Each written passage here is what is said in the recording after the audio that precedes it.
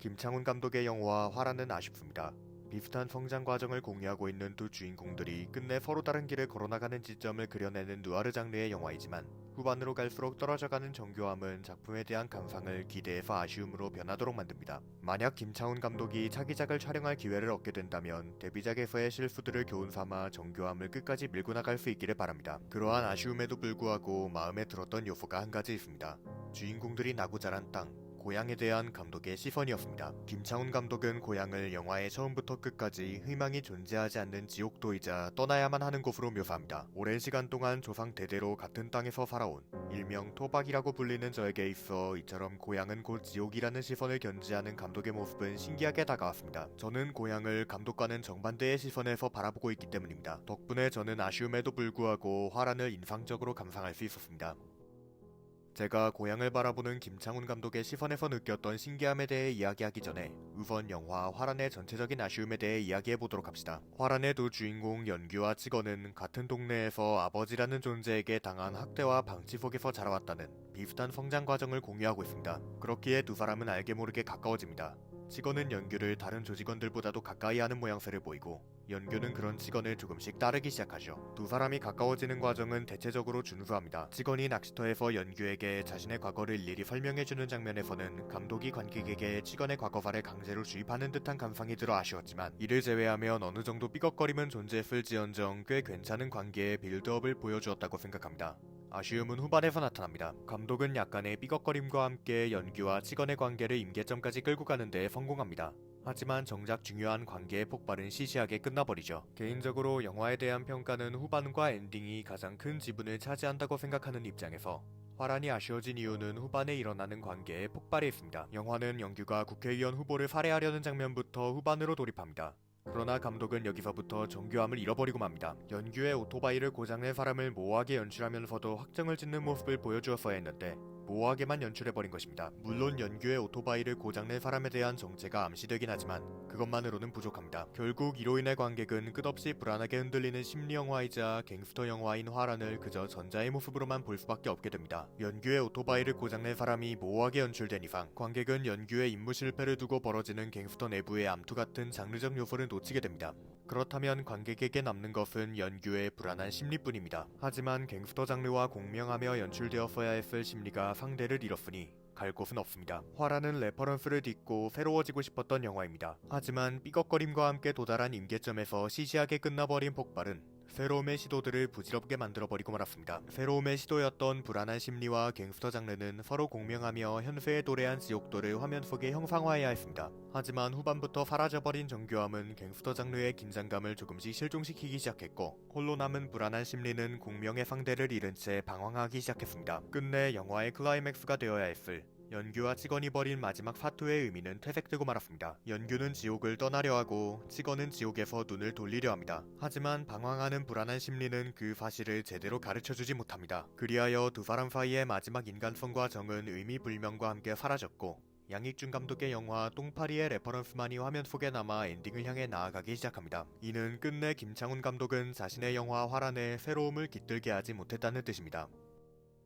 그럼에도 불구하고 화란은 인상적인 신기함을 느끼게 만드는 영화입니다. 그 신기함은 고향을 바라보는 김창훈 감독의 시선에서 오죠. 김창훈 감독은 영화 화란을 통해 처음부터 끝까지 고향을 희망이 존재하지 않는 지옥도로 바라봅니다. 피터 폰 감독의 영화 엘리멘탈의 리뷰에서 이야기한 것처럼 인구의 절반이 수도권에 살고 있을 만큼 타향살이가 흔한 현대 대한민국에서 저는 흔치 않은 토박이로 살고 있습니다. 그런 만큼 고향에 대한 애정은 다른 사람들보다도 각별하다고 말할 수 있습니다. 농담삼아 장르의 희망을 고향의 시장이라고 이야기한 적도 있으니까요. 그런 제게 화랑과 김창훈 감독의 시선은 신기했습니다. 고향을 이렇게까지 냉정하게 바라볼 수 있는 건가 하는 생각이 들었습니다.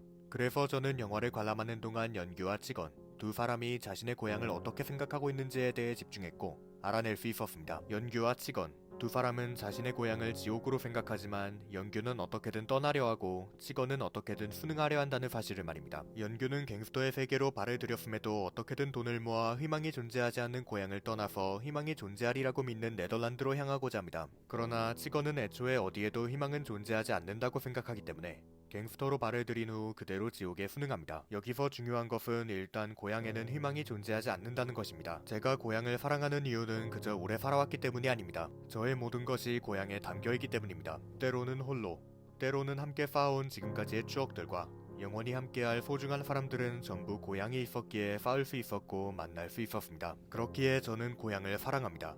저는 고향을 배신할 수 없는 사람이 되어버렸습니다. 하지만 화라는 그 생각을 뒤집으며 질문합니다. 고향이 당신을 배신한다면? 저는 이 질문에 대답할 수 없었습니다. 사랑하는 저의 고향이 저를 보듬어주지 않고 저의 모든 것을 빼앗아 위기로 내몰아버린다면 저는 대체 어떻게 해야 할까요? 지금도 모르겠습니다. 화라는 이 질문을 통해 희망은 존재하지 않는다는 암울함을 역설적으로 이야기합니다. 저는 고향을 희망이 뿌리내려 언젠가 결실을 맺어야 할 희망의 땅으로 생각합니다. 하지만 화란에서의 고향은 희망의 씨앗조차 뿌릴 수 없는, 뿌려져도 결코 건강하게 자라날 수 없는 절망의 땅으로 그려집니다. 적어도 제게는 이만한 역설도 없을 것입니다. 이처럼 응당 희망적이어야 할 땅이 절망적으로 그려지는 역설의 순간, 그 위에서 살아가는 사람들에게는 두 가지 선택지만이 남습니다. 떠날 것인가, 버틸 것인가. 직원은 버팁니다. 버티고 버틴 끝에 결국 절망 앞에서 눈을 돌린 채 다른 세상으로 떠나가 버립니다. 연규는 떠납니다. 절망만이 남은 땅에서 살아간다는 것은 불가능함을 깨닫고 희망을 찾아서 떠납니다. 하지만 여기서 진정한 암울함이 드러납니다. 존재 유무조차 알지 못하는 희망을 찾아서 나고 자란 땅을 떠나야 한다는 것만큼 암울한 것이 어디 있을까요? 이를 대변이라도 하듯 작중에서 항상 희망의 상징으로 나타나는 화라는 끝까지 제 모습을 드러내지 않습니다. 김창훈 감독의 영화 화라는 삐걱거리긴 해도 비슷한 성장 과정을 공유하는 두 주인공들의 관계를 원하는 임계점까지 도달시키는 데에 성공하지만 정작 폭발은 시시하다는 점에서 아쉬운 작품입니다.